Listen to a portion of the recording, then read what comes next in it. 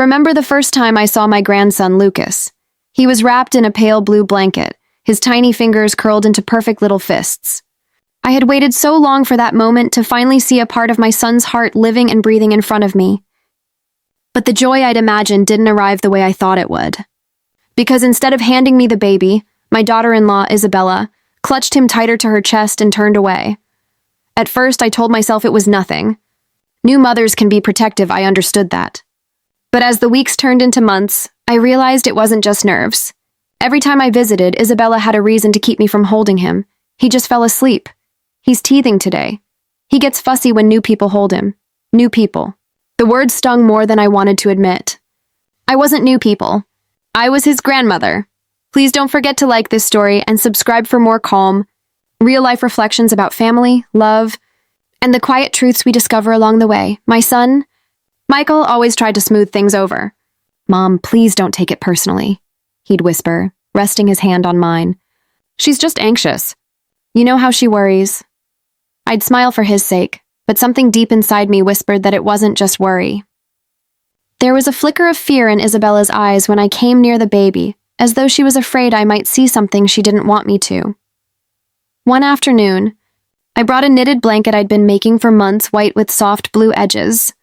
I handed it to Isabella with a smile. She thanked me politely, but instead of wrapping Lucas in it, she folded it and placed it neatly on the couch, away from him. That night, I sat in my car before driving home, tears blurring my eyes. My hands, old and aching, felt empty, not from age, but from longing. I'd dreamt of holding my grandson since the day I learned he existed. Now I was beginning to wonder if I ever would. I replayed every conversation, every moment from Isabella's pregnancy. Had I said something wrong? Was I too involved? Too distant? The questions circled endlessly. Then one afternoon I stopped by unannounced with a basket of soup and bread. When Isabella opened the door, she looked startled, pale, and nervous. "Oh," she said quickly. "Michael's not home right now." "I know," I said gently. "I just thought you could use something warm. You both looked tired last time I visited."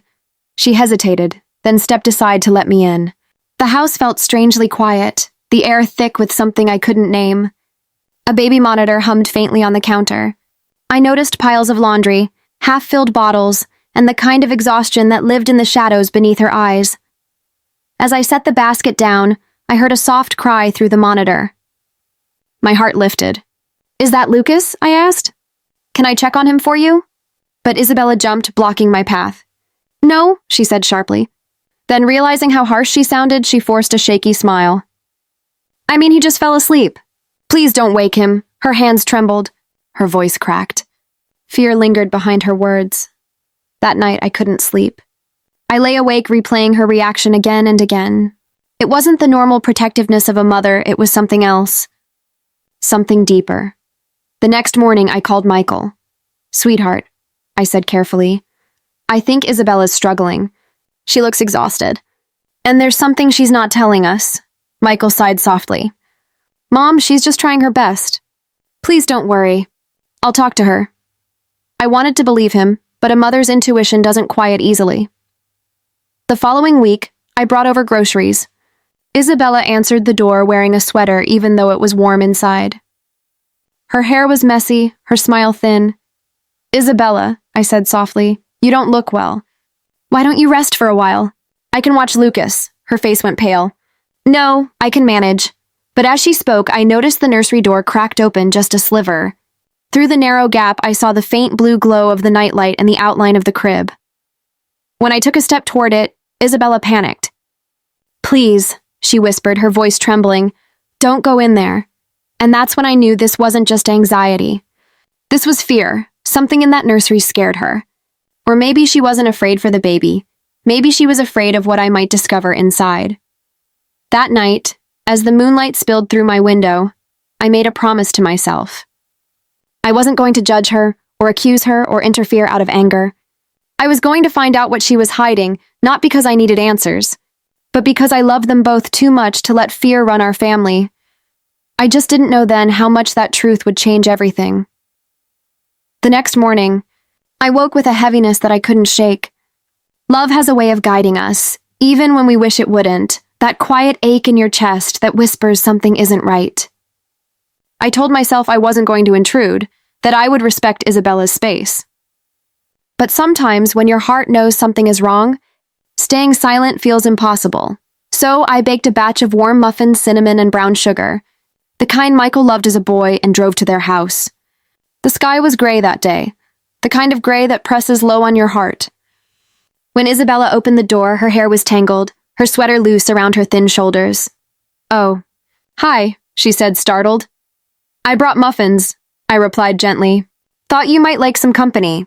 She hesitated, her eyes flicking toward the hallway before she stepped aside. "Sure." Inside, the silence felt almost heavy enough to touch. No lullaby music, no cooing, no soft baby sounds, just the faint hum of the refrigerator. "Where's Lucas?" I asked. Her answer came too quickly. "Sleeping." But I didn't hear the monitor this time. We sat at the kitchen table. Isabella picked at the muffin without eating, her hands trembling slightly. Her eyes were red, like she'd been crying for hours. "Isabella," I began softly, "you don't have to do this alone. You look exhausted. You could use some rest or even just someone to talk to." She shook her head. "I'm fine," I leaned forward. "You're not fine, sweetheart. You look like you're breaking," her chin quivered. "You wouldn't understand." "Try me." Something inside her cracked. She pushed the chair back, standing suddenly. "You think I don't let you hold him because I don't trust you," she said, her voice trembling. "But it's not that. It's not." Her words tumbled out, fast and panicked. "You don't know what people say, what they'll think? What are you afraid they'll think?" I asked quietly. She turned away, pressing her hands against her face. "I can't," she whispered. "You'll hate me if you see him." My heart broke. "Isabella, there is nothing you could show me that would make me hate you." For a long moment, she didn't move. Then slowly she turned and walked toward the nursery. Her steps were shaky, uncertain, but she didn't stop. I followed her, each heartbeat pounding louder than the last. When she pushed the door open, the room was dim and still. The faint glow of a nightlight filled the space with a soft blue hue. In the crib, Lucas lay sleeping small, perfect, peaceful. My breath caught in my throat. I stepped closer. At first, I didn't notice it. But when the blanket shifted, I saw the faint purplish mark along the side of his neck. Not a bruise, not a wound, something different. Something that looked medical. I froze. "What is this?" I whispered. Isabella's voice cracked. "He was born with a condition," she said. "It affects his muscles and skin. It's rare. People stare when they see it. They ask questions. They whisper. I didn't want anyone to look at him like he was broken." My throat tightened. I looked at Lucas again, his tiny chest rising and falling, his lips parting slightly in sleep. The mark on his skin didn't make him less perfect. It made him real. It made him ours. "Oh, Isabella," I said softly, tears filling my eyes. "You've been carrying this alone." She nodded, breaking into quiet sobs. Every time someone asked to hold him, I panicked. I thought they'd judge him or me. I thought you'd look at him differently. I reached for her hand. "Sweetheart, there is nothing in this world that could make me love him less. Or you less. You are trying to protect him from a world that isn't always kind. But you don't have to hide anymore." She crumpled to the floor, her sobs shaking her shoulders. I knelt beside her, pulling her close, holding her as she cried. For the first time, she didn't pull away. After a long while, she whispered, "Michael doesn't talk about it. He says everything will be okay, but I know it scares him." I brushed her hair back from her face. Sometimes, when people love deeply, they pretend they're strong because they don't know how to admit they're scared. She nodded weakly. Then I asked, "May I hold him?" She hesitated. Then with a trembling nod, she stepped aside. I reached into the crib, lifting Lucas into my arms.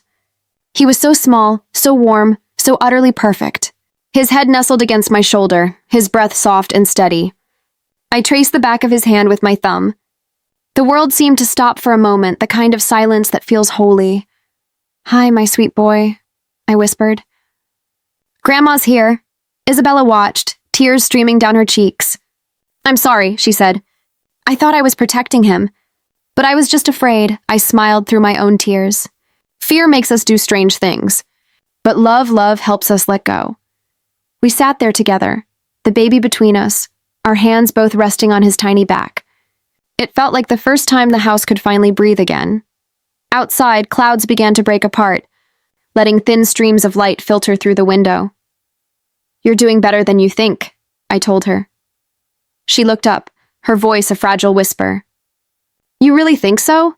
"I know so." And for the first time since the day Lucas was born, I felt peace settle deep inside me, not because everything was perfect, but because love had finally found its way back into that house, because now the truth was no longer something to hide. It was something to heal from. Together. That evening, after I left Michael and Isabella's house, I sat in my car for a long time before turning the key. The sky outside was melting into a canvas of gold and lilac, and I remember thinking how peaceful it looked, a peace I hadn't felt in months. I finally knew the truth. I had finally held my grandson, but the image that stayed with me most wasn't Lucas's face, it was Isabella's. The relief that washed over her when she stopped hiding. It broke something open in me. She had been living with fear for so long that she'd forgotten what it felt like to breathe freely. And perhaps in my own way, so had I. In the days that followed, I began to visit more often, but this time, I didn't come as a worried mother or a questioning grandmother. I came quietly to help, to listen, to simply be there. Some mornings I'd bring a pot of soup and sit with Isabella while she napped. Other days I'd fold laundry or hum softly to Lucas while she showered. I didn't ask too many questions. I didn't press. Slowly, she began to trust me. The invisible wall between us started to crumble. Michael noticed it too. One evening, as we sat in the living room after dinner, he leaned toward me and said softly, "Mom, thank you." She's been sleeping again, smiling more. "I think she really needed you." I smiled and placed a hand over his. "We all need someone, Michael. Even the strongest ones." He nodded, his gaze drifting toward the nursery. "When Lucas was born, I thought I had to protect her. But I think I made her feel like she had to protect me instead." That night before I left, I peeked into the nursery. Isabella had fallen asleep in the rocking chair, Lucas resting peacefully on her chest. The faint hum of the nightlight painted them in soft gold. I just stood there quietly, watching the rise and fall of their breathing, and felt something deep inside me settle.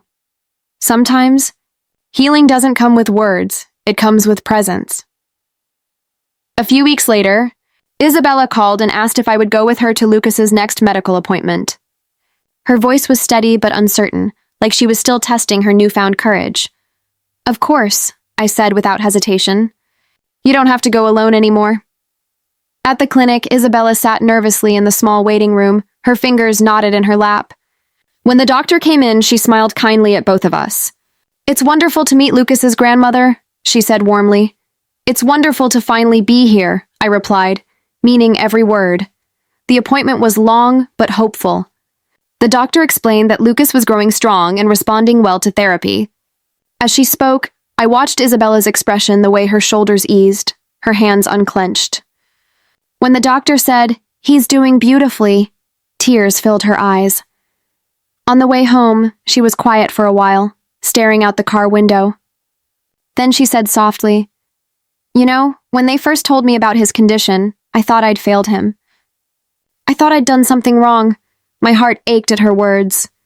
"Oh, sweetheart, no mother ever deserves to carry that kind of guilt," she smiled faintly. "But I don't feel that way anymore. When I look at him now, I don't see what's missing. I see everything that's here." Her words hung in the air, gentle and sure. Later that evening, I stopped by the house again. Michael was in the nursery, gently brushing Lucas's hair with his fingertips. He looked up at me and smiled a quiet, knowing smile. "He looks like you," I said softly. Michael chuckled. "Maybe a little," he said. "But I hope he gets her heart." I turned to see Isabella standing in the doorway, her face lit by the dim glow of the lamp. For a moment, we all stood there, silent but connected by something that didn't need to be spoken. That night, I drove home thinking about how love works. It's not loud or grand. It doesn't always arrive in perfect timing or wrapped in easy moments. Sometimes it hides behind fear, waiting for someone brave enough to open the door. Weeks passed, and the house began to fill with laughter again, soft at first, like the sound of healing testing its voice. Isabella started singing while she cooked. Michael teased her about her terrible pancake flips.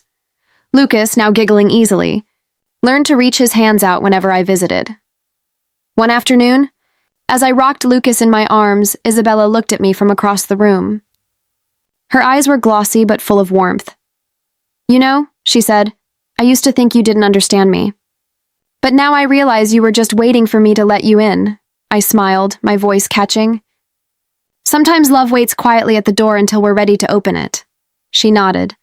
"Thank you for waiting." "Thank you," I whispered back, "for opening it."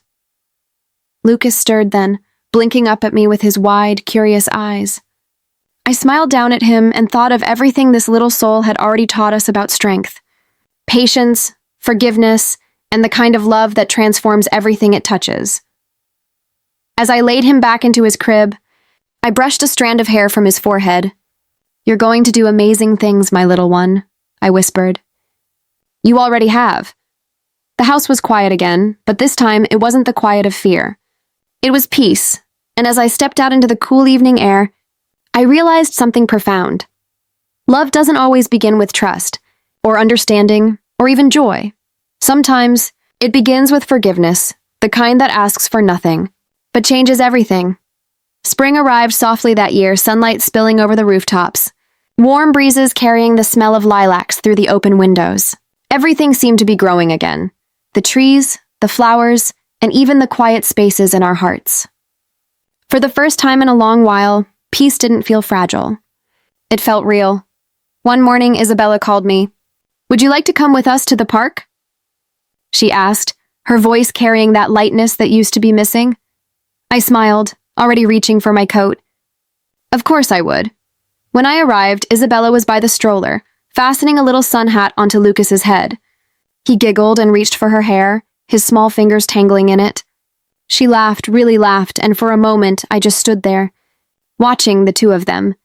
It was the kind of laugh that only comes when fear has finally left the body. We walked together down the tree-lined path to the park. Lucas babbled happily in his stroller, kicking his feet at the passing sunlight. Isabella told me about the new foods he'd started eating, the words he was beginning to form, and how she'd finally joined a group for new mothers in town. "It feels good," she said, "being around people again. I didn't realize how much I'd missed the world." I nodded. Sometimes we don't realize how much we've been hiding until the light touches us again. When we reached the park, Isabella spread a blanket under a tall oak tree. Lucas crawled onto the grass, fascinated by the flowers and the sound of children playing nearby.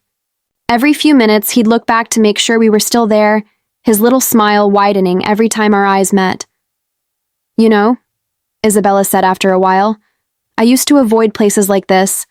Seeing other mothers with their babies made me feel less than. I used to wonder what people would think if they noticed Lucas's mark." I turned to her gently. "And what do you think now?" She took a deep breath, watching her son pick up a tiny yellow flower and try to eat it. She laughed softly. "Now I think anyone who can't see how perfect he is doesn't deserve to look." I felt tears sting my eyes. "He's beautiful, Isabella. But so are you." She smiled, her voice trembling a little. "I didn't think I could be both scared and strong at the same time. But I guess motherhood makes you both." "It does," I said quietly. "And you're doing it beautifully." Later that afternoon, Michael joined us, walking toward us with 2 cups of coffee and that familiar grin that reminded me of when he was little. "I figured you two could use this," he said, handing one to me. I smiled up at him. "You always knew the way to my heart." He kissed the top of my head. "That's because you raised me." He crouched down beside Lucas, who squealed with delight. "Hey, buddy," Michael said, lifting him up and spinning him gently. Lucas giggled so loudly that even nearby families turned to smile. Isabella laughed too, the kind of easy, melodic laughter that fills the air with warmth. Watching them together, the 3 of them, I felt something inside me click into place. For the first time, I realized that this was what healing looked like. Not perfection, not forgetting the pain, but living again despite it. As the sun began to dip, Isabella and I packed up while Michael chased Lucas around the grass. When he finally scooped the little boy up, Lucas threw his arms around his father's neck and pressed his cheek against him. "Family," Michael whispered. Looking over at us, Isabella met his gaze, her eyes glistening. Family, she echoed. We walked home slowly, the golden light wrapping around us like a blessing. When we reached the house, Isabella insisted I stay for dinner. The meal was simple pasta with fresh herbs and a salad, but it felt like a feast. Afterward, as we washed dishes together, Isabella said softly, "You know, I used to think our home would always feel tense when you visited, but now it feels right. Like you've always belonged here," I smiled. "Because love finally has space to live here. Fear takes up too much room." She paused, her eyes filling with tears. "Thank you for not giving up on me." I reached out and touched her hand. "That's what family does, Isabella. We don't leave when things get hard. We stay quietly, patiently until love finds its way through." Later that night, after I'd said goodbye, I sat in my car outside their home, watching the lights flicker inside the windows. I could see Michael putting Lucas to bed, hear the faint hum of Isabella's lullaby, and I thought about how easily love can hide, how fear can dress itself up as protection, how silence can feel safer than truth. But I also thought about how love always finds a way to return, sometimes through words, sometimes through forgiveness, sometimes simply through staying. When I drove home, the stars shimmered above the dark road, and a quiet peace settled over me. I had spent months searching for what went wrong, never realizing that the healing had been growing quietly all along in laughter, in forgiveness, and in every small moment that taught us how to love again. And for the first time in a long time, I didn't cry when I got home. I just smiled, because love, real love, doesn't need to be perfect to be true. It only needs to stay. Summer came that year with the sound of laughter. The air was warm, the sky clear, and our family, once held together by fragile threads, finally felt whole again. The heaviness that used to hover over Michael and Isabella's home had lifted. You could feel it in everything, in the way Isabella moved through the kitchen humming softly, in the way Michael's voice carried when he read bedtime stories, and in the way little Lucas's laughter filled the rooms like sunlight. One bright Saturday morning, Isabella called, "We're planning a picnic by the lake. Would you like to come, Mom?" The question carried no hesitation, no politeness layered over discomfort, just warmth. It was the kind of invitation I had longed to hear, one that came from the heart. "I'd love to," I said. "I'll bring the pie." When I arrived, the scene before me was simple but perfect. A soft plaid blanket spread over the grass, a wicker basket by its corner, the lake glimmering under the afternoon sun. Michael was tossing a ball gently in the air while Lucas toddled after it, squealing with delight. Isabella sat nearby, wearing a straw hat and a calm smile that spoke of quiet peace. I sat beside her. "You've created something beautiful here," I said softly. She smiled, her eyes following Lucas as he stumbled toward the water, Michael's hands ready to catch him. "I used to dream of moments like this," she said. "The kind where everything just feels okay." "It's more than okay," I told her. "It's love, finally finding room to breathe." She turned to me. "You know, I used to think love meant control, keeping everything perfect, everyone safe. But now I think love means letting things grow on their own." I nodded, watching the two of them by the water. "That's what real love is. Letting go without losing your heart in the process." She smiled at that, brushing a strand of hair from her face. "You always know what to say, Margaret." "Only because I've lived long enough to make my own mistakes," I replied. "And to learn that fear never protects what we love. It only builds walls around it." Isabella was quiet for a moment, her gaze far away. "I think about that day sometimes," she admitted softly. "The day you came over, and I wouldn't let you near the nursery. I can't believe how scared I was back then." I reached over and took her hand. "You were doing your best. Fear doesn't make us bad mothers, Isabella. It just means we love deeply, maybe too deeply sometimes." Her eyes softened. "You forgave me for so much." "I never needed to," I said. "Because love doesn't keep score." Michael returned then, carrying Lucas on his shoulders. "He's ready for his nap," he said with a laugh. "But he's refusing to miss the fun." Lucas's small hands reached out toward me, and I took him in my arms. His hair smelled of sunshine and grass. I pressed a kiss to his forehead. "You've got your father's stubbornness," I whispered with a smile. "He's got both of ours," Isabella joked. Poor boy never stood a chance. We all laughed, and for a while the world was simple. We ate, we talked, we let the breeze wrap around us. Michael and Isabella shared stories from their early marriage, the sleepless nights, the tiny apartment, the way they'd once burned dinner and ordered pizza instead. Every memory, even the messy ones, sounded beautiful now. After we'd eaten, Isabella pulled out a small photo album. "I've been working on something," she said, her tone soft but proud. She opened it on the blanket, revealing pages filled with photos, Lucas's first smile, his first steps, moments I had missed but was now able to see. As we turned the pages, I noticed a familiar image, the one from the day I first held Lucas. My throat tightened. I hadn't known she'd captured it. In the photo, I sat in the old rocking chair, Lucas sleeping peacefully in my arms, a faint smile on my face. "You kept this," I whispered. She nodded. That was the day everything changed. The day I realized I didn't have to hide anymore. Tears blurred my eyes as I ran a finger over the photograph. "You gave me the greatest gift that day, Isabella. You gave me my grandson, and you gave me back my son." The breeze shifted, carrying the scent of the lake and the distant sound of laughter. Michael sat down beside us, his arm around Isabella. "You two," he said, smiling, "are the strongest women I know." I laughed through my tears. "We're just stubborn in the same way," he grinned. "Guess I didn't stand a chance either." As the sun began to sink behind the trees, turning the sky shades of rose and amber, Isabella leaned against my shoulder. "You know," she said, "I used to think healing was something you did alone, but I see now it's something you do together." I looked at her, pride swelling in my chest. "Yes," I said softly. "Love heals best when it's shared." We packed up as the last light faded. Michael carried Lucas in one arm and the basket in the other, while Isabella and I walked behind them. I watched them, their laughter, their closeness, and thought about how far we'd come. Once upon a time, love had been the thing that divided us. Now, it was the thing that held us together. And as we reached the car, I realized something I would never forget. Sometimes, the most beautiful part of love isn't how it begins, it's how it learns to stay.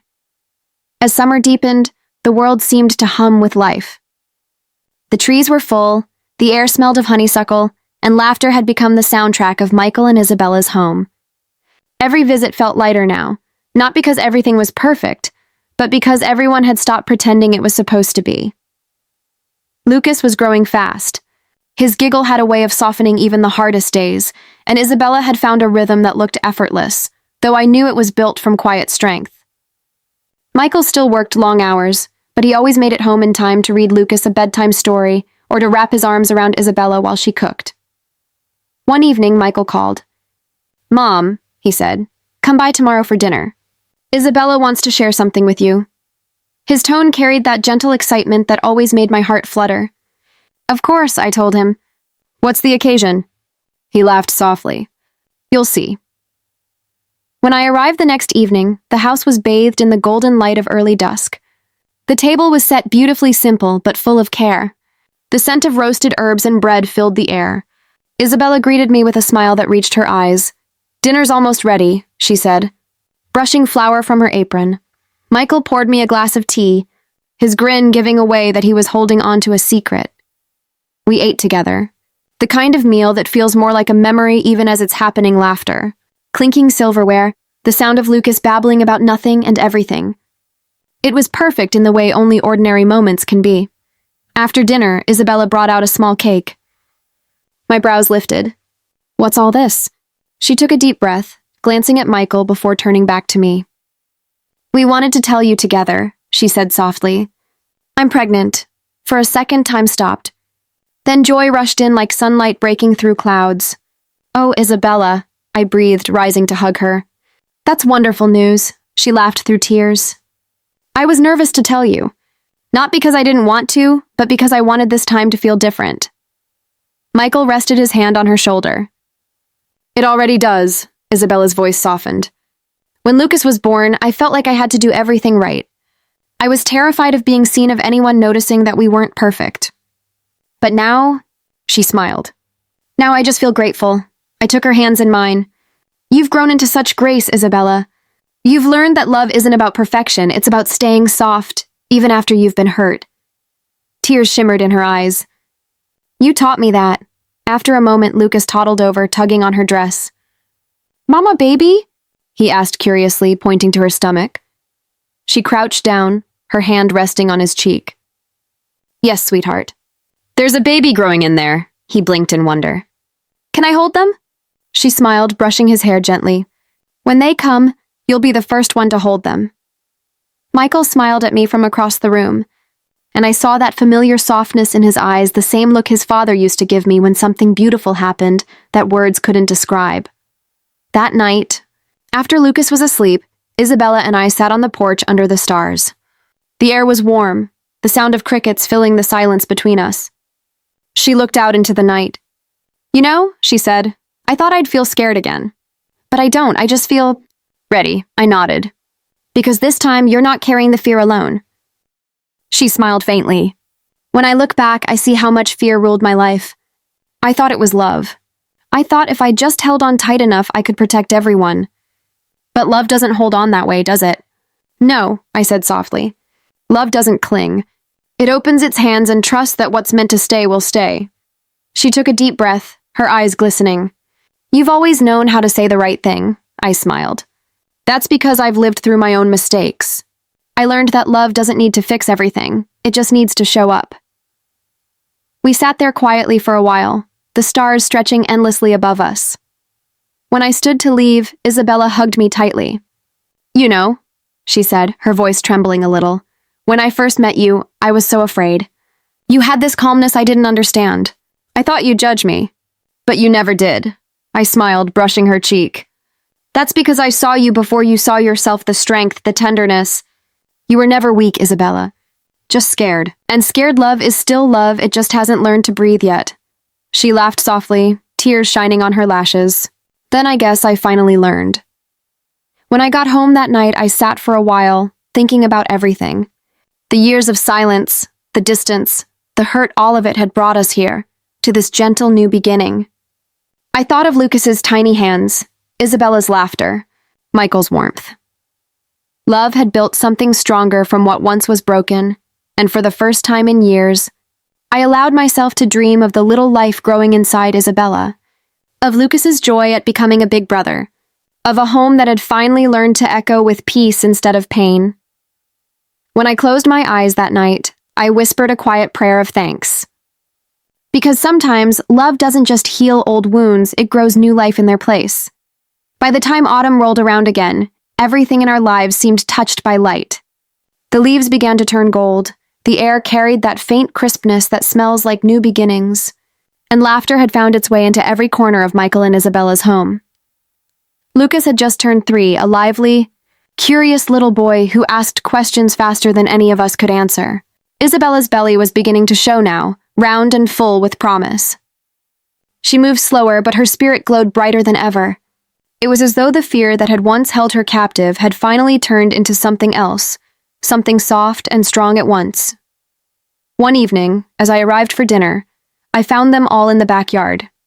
Michael was helping Lucas stack toy blocks, and Isabella was sitting on the porch swing, rubbing her belly, humming a tune I hadn't heard in years. Someone's happy, I said, smiling as I stepped outside. She looked up, her face glowing. I am, Margaret. I really am. It was the first time I'd ever heard her say those words without hesitation. Dinner that night was simple roasted vegetables, mashed potatoes, and laughter that filled the air like warmth from the oven. Lucas insisted on setting the table, placing a fork on each plate with the utmost concentration. He even gave one to his unborn sibling, setting it right next to Isabella's plate. This one's for the baby, he said proudly. Michael smiled, tousling his son's hair. You're already the best big brother. After we finished eating, Isabella brought out a small cake. It's not a birthday, she said, but it feels like something worth celebrating. I raised an eyebrow playfully. And what are we celebrating? She looked at Michael, then at me. Everything, she said softly. The peace we've built, the love we found again, and the family that stayed when things were hard. Michael reached for her hand, his thumb brushing over her wedding ring. You've always been the heart of this home, Isabella, she laughed lightly. No, Michael. We are. I watched them, feeling my chest swell with quiet pride. The two of them, once so lost in fear and silence, now spoke to each other with a gentleness that only comes from surviving the storm together. Later that night, after Lucas was tucked in, we sat around a small fire pit in the backyard. The night was cool, the stars clear, and the air smelled faintly of cinnamon and smoke. Isabella leaned back in her chair, resting her hands on her stomach. "You know, sometimes I think about how close we came to falling apart," she said quietly. "There were nights when I thought love wasn't enough to keep us together." Michael took her hand, his voice low and steady. "But it was," she smiled faintly. "It was because we stopped trying to be perfect and started trying to be honest." I nodded. "That's the kind of love that lasts. The kind that allows space for the truth." We sat there for a while, the fire crackling between us. Lucas stirred in his sleep inside the house, a faint murmur through the baby monitor. Isabella smiled at the sound, her eyes tender. "Sometimes I still wake up and check on him," she admitted softly. "Not because I'm scared anymore, but because I love the way he breathes. The sound of it reminds me how far we've come." I felt tears gather in my eyes. "That's what healing sounds like," I said.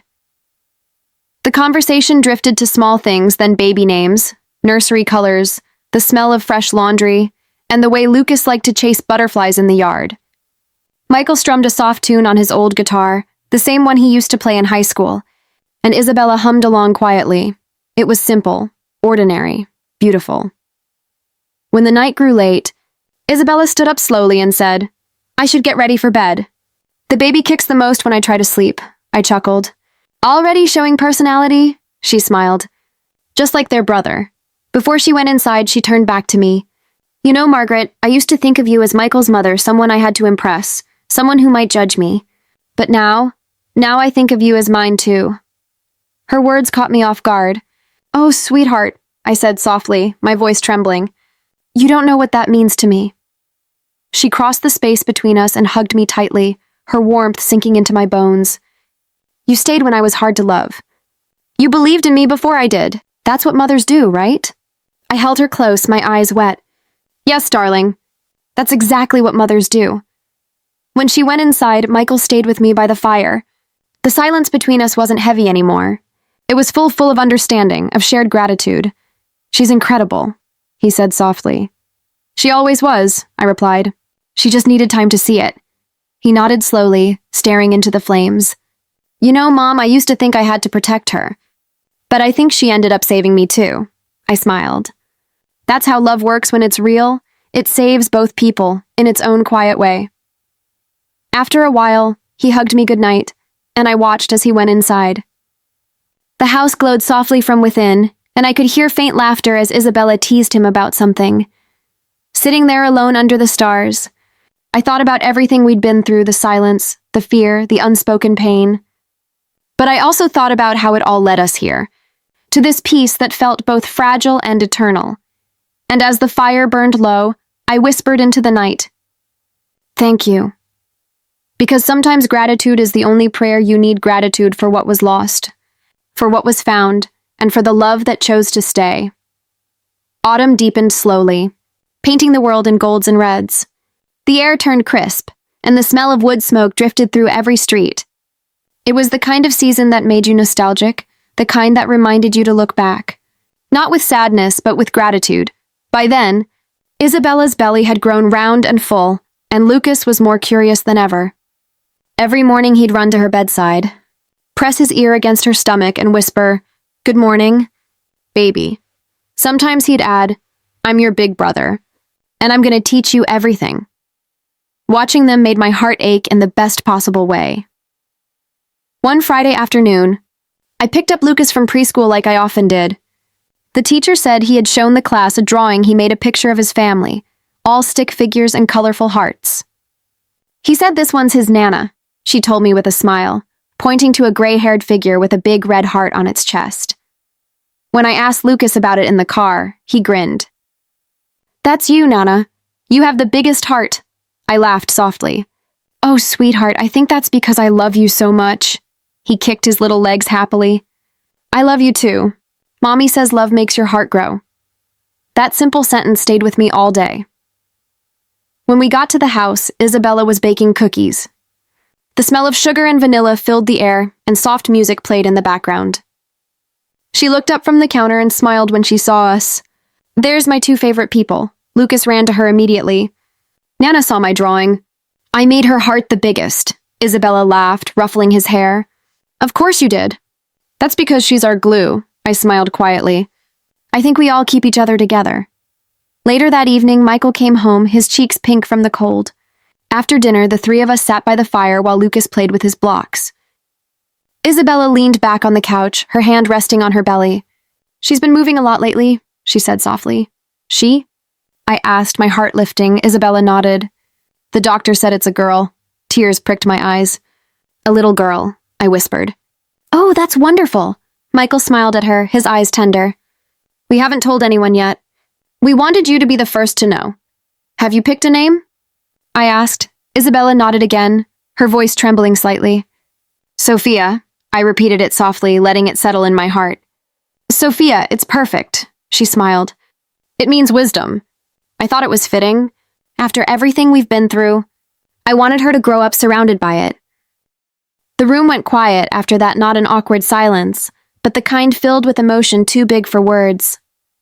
The fire crackled softly, and for a moment, I felt the presence of something sacred like peace had finally found its forever home in this family. A few days later, Isabella called me in the morning. Her voice was calm but steady. Mom, I think it's time.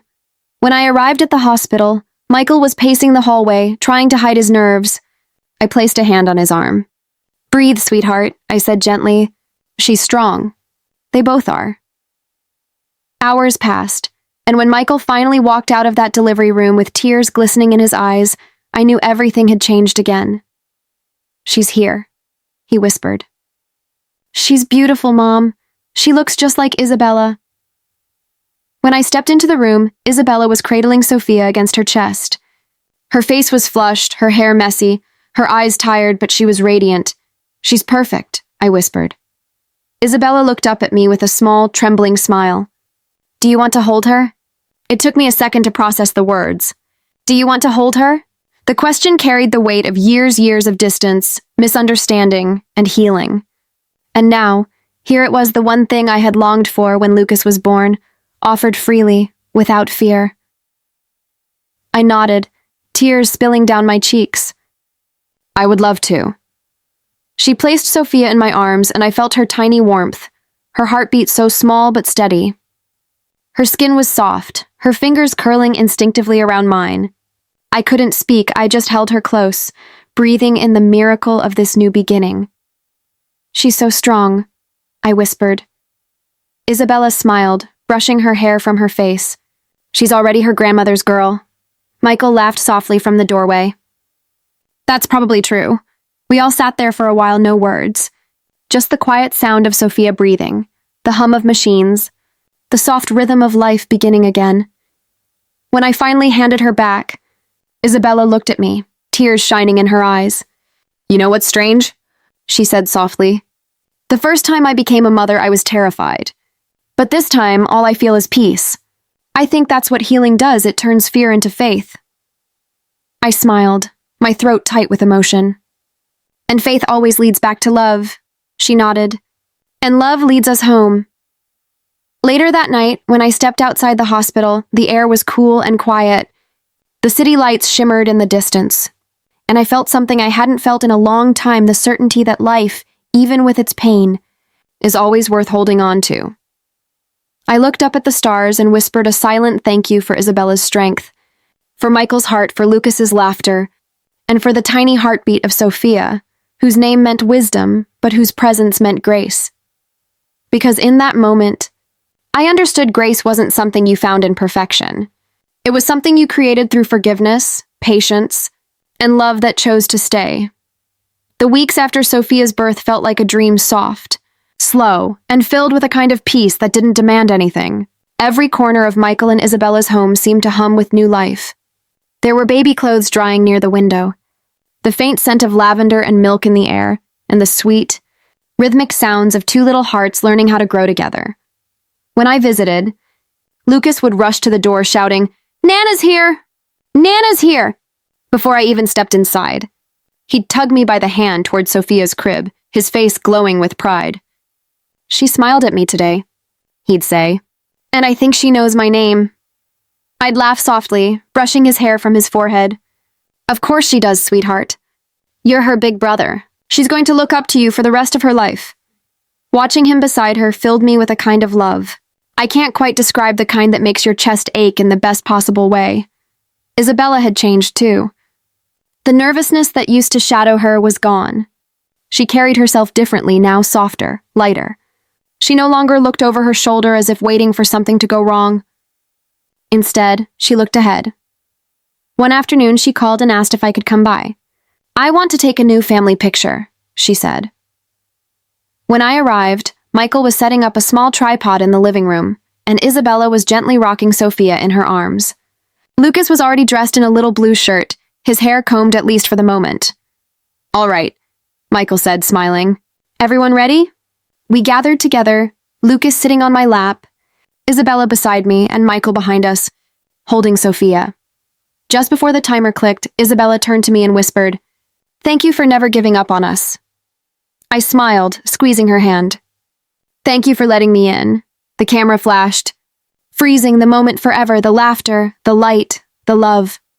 Afterward, we had dinner together, roast chicken, mashed potatoes, and Isabella's favorite green beans with almonds. Sophia slept peacefully in her bassinet beside the table while Lucas told us stories about preschool. Between his chatter and Isabella's laughter, I realized how rare silence had become in this house and how grateful I was for that. Once, this home had been heavy with things unsaid. Now it overflowed with noise, the good kind, the kind that meant life. Later that night, after dinner, Isabella asked if I'd help her organize a box of baby things. We sat on the floor of the nursery, surrounded by tiny clothes and old keepsakes. Lucas's first shoes, his hospital bracelet, his baby blanket, each one holding its own story. When Isabella lifted one small onesie, she smiled. "I kept this," she said softly. "The first thing Lucas ever wore." I touched the fabric gently. "He was so small back then," she nodded, her eyes misty. "You know, for a long time I couldn't even look at these things. They reminded me of how scared I was. But now they just remind me of how far we've come," I smiled. That's what healing does. It changes how we see our past. We packed each item carefully, the way you'd pack something sacred. When we finished, Isabella placed a folded piece of paper inside the box before closing it. "What's that?" I asked. She smiled. "A letter to myself. To remind me that I made it." I felt my throat tighten. "That's beautiful," she shrugged gently. I don't ever want to forget how this felt, the fear, the love, the peace, because it's all part of the same story. Michael came in then, holding Sophia, who was awake and wide-eyed. "Someone missed you both," he said. Isabella reached for her daughter, and as she cradled her, she looked up at me. "You know, Margaret," she said, her voice soft but sure. "I used to think love meant being perfect. But it doesn't. It just means showing up, even when you're scared." I smiled, brushing a tear from my cheek. "That's the truest kind of love there is." She nodded, gazing down at Sophia. "I want her to grow up knowing that." "She will," I said, "because she'll learn it by watching you." We stayed up late that night, talking softly while the baby slept in Isabella's arms. The world outside was still and dark, but inside, the room glowed not just from the lamplight, but from the quiet joy of a family that had learned how to hold love gently. When it was time for me to leave, Michael walked me to the door. The air outside was cold, and the stars shimmered faintly through the trees. He hesitated for a moment before speaking. "Mom," he said quietly, "I know I don't say it enough, but thank you. For everything. For being patient with us, with me." I smiled, placing a hand on his cheek. "That's what mothers do, Michael. We wait. And when the waiting's over, we love." He pulled me into a hug, and I held him for a long time the same way I had when he was a boy, afraid of the dark. Only now, it wasn't the dark outside he needed comfort from. It was the memory of what it took to get here. As I drove home that night, the road stretched before me, quiet and endless. I thought about all the ways love had changed us, how it had broken, rebuilt, and softened each of us in different ways. And I realized something I hadn't before. Love doesn't just survive the hard times. It grows stronger because of them. By the time I reached home, the moon had risen high, its light silvering the edges of the world. I stood at my door for a long moment, whispering a silent thank you for the laughter, the lessons, and the miracle of second chances. Because when I looked back on everything we'd endured, I finally saw it clearly. Every tear, every silence, every moment of fear had led us here. To this, to peace. Winter came quietly that year, soft flakes drifting down over the rooftops, turning the neighborhood into something out of a storybook. Michael's house, once so heavy with unspoken things, now glowed every night with warmth and laughter. Through the windows, you could see the light of the Christmas tree twinkling, Lucas dancing around it in his pajamas, and Isabella cradling Sophia near the fire. I visited often, and every time I did, the sound of home greeted me. The smell of cinnamon and pine, the squeal of a child, the faint hum of a lullaby. It was peace in its truest form, the kind that comes after you've walked through every storm.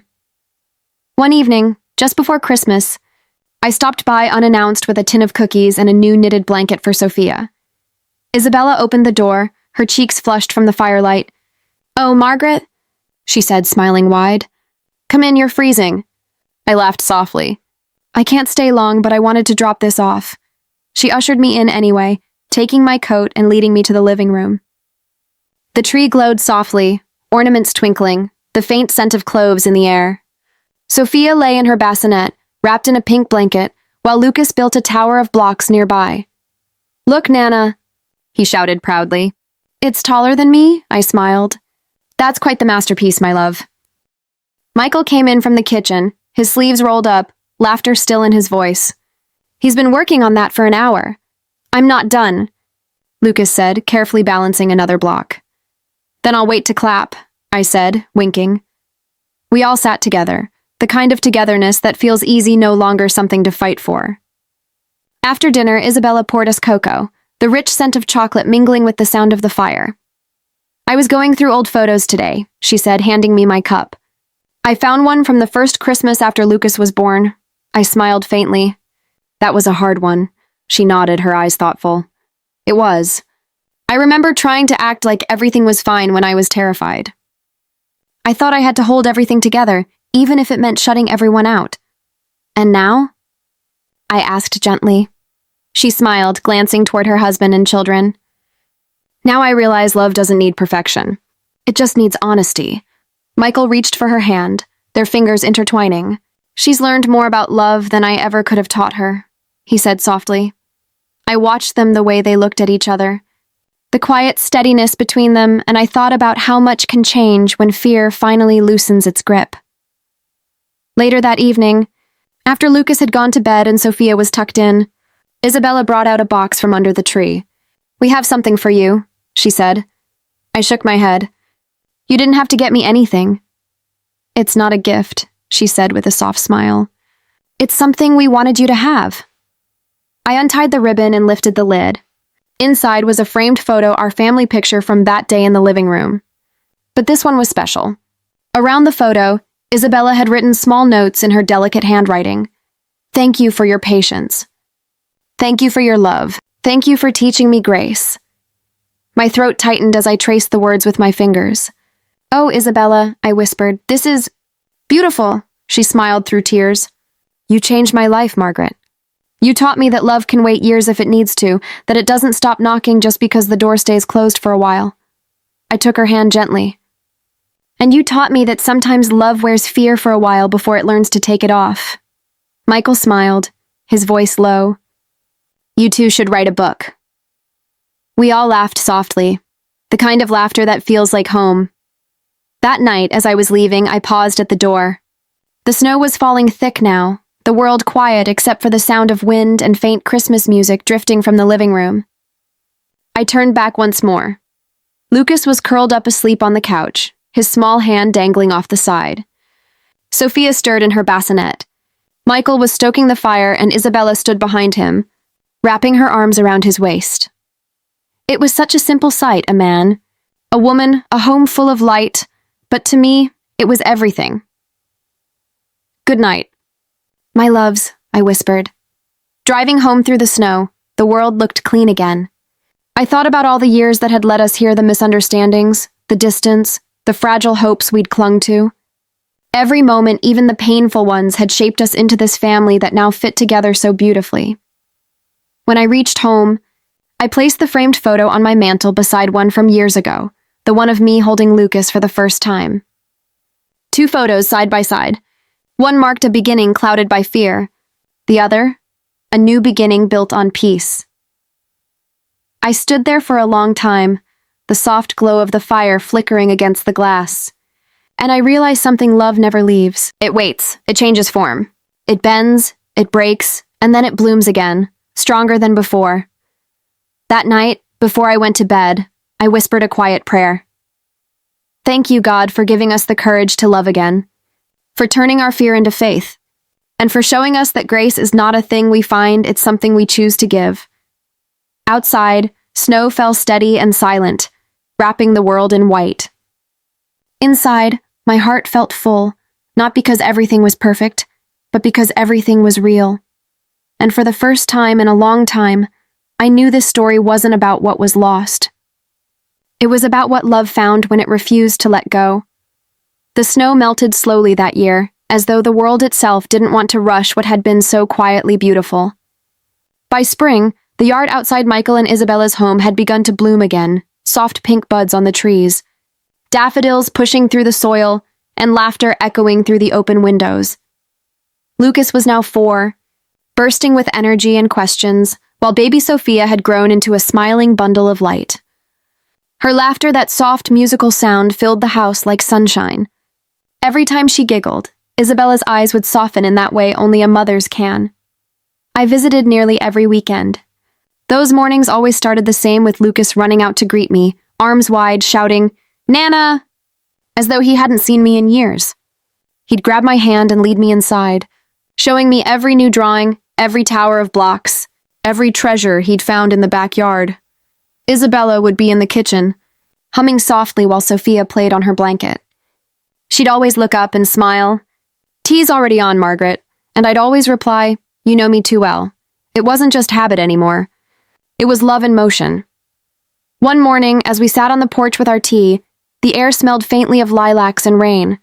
Isabella sighed contentedly, watching Lucas chase a butterfly while Michael followed him, pretending not to be out of breath. "You know," she said softly, "sometimes I forget what it felt like those days when I was afraid all the time." I looked at her, her face glowing in the morning light. "That's how you know you've healed, sweetheart. When you stop remembering the pain and start remembering the lessons." She smiled faintly. "You were right all along. Love really does wait at the door," I laughed softly. "And you finally opened it." She nodded. "I did. But only because someone kept knocking." I reached over and squeezed her hand. And I'd do it again, 1,000 times. Later that day, we had lunch outside. Michael grilled chicken while Lucas helped by carrying napkins to the table one at a time. Sophia sat on a blanket, clapping her hands to the rhythm of the wind chimes. When we all sat down to eat, Isabella looked around the table and smiled. "You know, I think this is my favorite part of life," she said. "Not the big moments, not the milestones, just this. Sitting outside on a warm day with the people I love." Michael reached for her hand, and Lucas, mimicking him, reached for mine. "We're a big circle," Lucas said proudly. I smiled. "The best kind of circle, my loved one that never ends." After lunch, Isabella went inside to check on Sophia, and Michael stayed behind to help me clean up. For a while, we worked in silence, comfortable and easy. Then, as he was gathering plates, he said quietly, "You know, Mom, I don't think I ever told you how much you mean to her."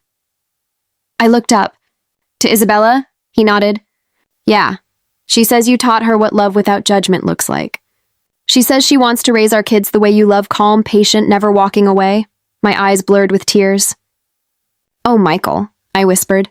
"She taught me just as much. She showed me what courage looks like, the kind that comes from facing your fears and loving anyway." He smiled, his eyes glistening. "I think that's what makes you two so much alike."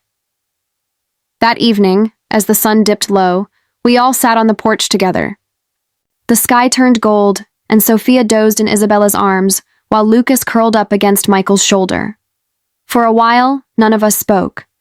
The sound of the wind through the trees and the soft hum of crickets were enough. Then Isabella said, almost in a whisper, You know what I realized the other day? I used to think I had to be perfect to be loved. But I see now that love made me perfect enough not because I earned it, but because it stayed. Her words hung in the air like music. Michael leaned in and kissed her forehead. You're more than enough, he said, and she smiled that same quiet, knowing smile that had once been buried under fear, but now shone like light. I felt my throat tighten. You've both built something beautiful here, I said. Something real. Isabella looked over at me, her eyes soft. It's not perfect, she said. Good, I replied with a smile. Perfect is overrated. Real lasts longer. The night settled around us slowly. Fireflies began to flicker in the garden, their tiny lights dancing through the air. Lucas pointed at them, gasping in awe. They're stars, Nana. But on the ground. I laughed. Maybe they fell just so we could see them up close, he grinned. Then I'm going to catch one and make a wish. What will you wish for? I asked. He thought for a moment, his small brow furrowed. For everyone to be happy forever. I reached over and kissed his forehead. That's a beautiful wish. As the night grew quiet again, I watched my son, his wife, and their children, this little circle of love that had weathered so much and come out shining. I thought about the years of misunderstanding, the walls, the distance, and how all of it had somehow led us here, to this porch, to this laughter, to this peace. And as the stars began to glow brighter above us, I whispered silently to myself, thank you for the hard years that taught us patience. Thank you for the mistakes that taught us forgiveness, and thank you for the love that never stopped trying to come home, because now, finally, it had. The seasons turned again, quietly but surely. The rhythm of life had found its steady beat, one of laughter, of small joys, of ordinary miracles that made every day feel full. Michael's family had settled into something whole and peaceful, the kind of peace that doesn't need to be spoken aloud because it lives in every shared glance, every gentle word, every soft good night. Lucas was growing taller, his curiosity endless, and baby Sophia had taken her first steps. I'd been there that morning. She'd wobbled on her tiny feet toward Isabella, arms stretched out wide, giggling with pure delight. The look on Isabella's face, that mix of pride and wonder, had stayed with me for days. That afternoon, I sat with Isabella at the kitchen table while Sophia napped and Lucas drew superheroes in crayon on the floor beside us. The sunlight spilled in through the window, warm and golden, dancing across the tablecloth. Isabella was quiet, her fingers tracing the rim of her teacup. Do you ever think about the past? She asked softly. I nodded. Every day. But not with pain anymore, more with gratitude. She smiled faintly. I used to avoid thinking about it at all. I was so ashamed of how scared I'd been. But now I look back and see a woman who was just trying her best with what she had. You were, I said gently. And that was enough. It always was. She looked up at me then, her eyes glimmering. Do you know what I realized? What's that? That fear can make us love too tightly, but it's still love. It just hasn't learned how to trust yet. I reached across the table, squeezing her hand. You've learned, Isabella. And look what that love has grown into. Just then, Michael came in, his tie loosened from work, his smile tired but happy. He bent down to kiss Isabella's head before crouching to admire Lucas's drawing. That's incredible, buddy. Is that me? Lucas grinned. Yep. You're saving the day, Michael laughed. Well, you got the saving part right. Watching him with his family, I couldn't help but think back to when he was small, his tiny hands gripping mine, his innocent eyes looking to me for everything. Now, he was the one creating that same safety for his own children. The circle had completed itself in the most beautiful way. That weekend, Isabella invited me to help her in the garden. The earth was soft beneath our hands as we planted tulips and daisies. Lucas ran through the yard chasing butterflies, while Michael held Sophia in his arms, showing her how to blow on dandelions. She loves him so much, Isabella said softly, glancing at them. She gets that from her mother, I replied. She smiled. Maybe a little. We worked in silence for a while, the only sounds the rustle of leaves and the laughter of children. After a while, Isabella spoke again. Do you remember the first time you saw me cry? I looked up from the soil. Of course I do. I was so sure you'd walk away after that. I didn't think I deserved your kindness. My heart tightened. Oh, sweetheart. Kindness isn't something we earn. It's something we give because we've been loved enough to share it. She smiled through her tears. You know, for a long time I thought you were my biggest critic, but now I realize you were my biggest blessing. Her words lingered in the air like a prayer. Later that evening, we had dinner outside under the fairy lights Michael had strung across the porch. The air was cool, filled with the smell of grilled food and laughter. Lucas told us about a story he'd written in Class 1 about a superhero who saved his family by teaching them to be brave. When he finished reading it, Isabella's eyes filled with tears. That's beautiful, Lucas, he shrugged shyly. It's kind of about you and Daddy. Michael laughed. We'll take it, but I could see what Isabella saw, that their story had become one worth telling. Not because it was easy, but because it was true. As the night deepened, Isabella leaned back in her chair, her hand resting over Michael's. I think, she said softly, that the hardest thing I ever did was forgive myself. But now that I have, everything feels lighter. I nodded, my heart swelling. Forgiving ourselves, that's the moment love truly starts to heal, she smiled. You've forgiven me, haven't you? Long ago, I said. The day you let me hold Lucas for the first time. That was the moment everything changed. The memory washed over us, that tiny room. The trembling hands, the fear, the release, and then the love that never stopped growing. After dinner, as Michael put the children to bed, Isabella and I stayed outside, the garden glowing softly in the starlight. You know, she said, I used to think motherhood meant protecting your children from pain. But I see now that it's about showing them how to walk through it and still choose love. I smiled. And you've done that better than anyone I know. She looked up at the sky, her voice barely above a whisper. Sometimes I think about how close I came to losing all this. And then I remember that maybe that's what it takes, losing yourself for a while so you can find who you're meant to be. Her words sank deep into my heart. When I drove home that night, I passed the lake we had once picnicked by years before. The water shimmered in the moonlight, still and endless. I pulled over for a moment, rolling down the window to feel the cool air on my face, and I realized something love doesn't erase what came before. It transforms it. It turns pain into wisdom, fear into faith, distance into closeness. It turns ordinary people into miracles. As I sat there, the sound of crickets and wind surrounding me, I whispered the same words I'd said in my heart 1,000 times before. Thank you for this family. Thank you for second chances. And thank you for love, patient, forgiving, and strong enough to stay. Time has a way of softening everything, the pain, the fear, even the memories that once hurt too much to touch.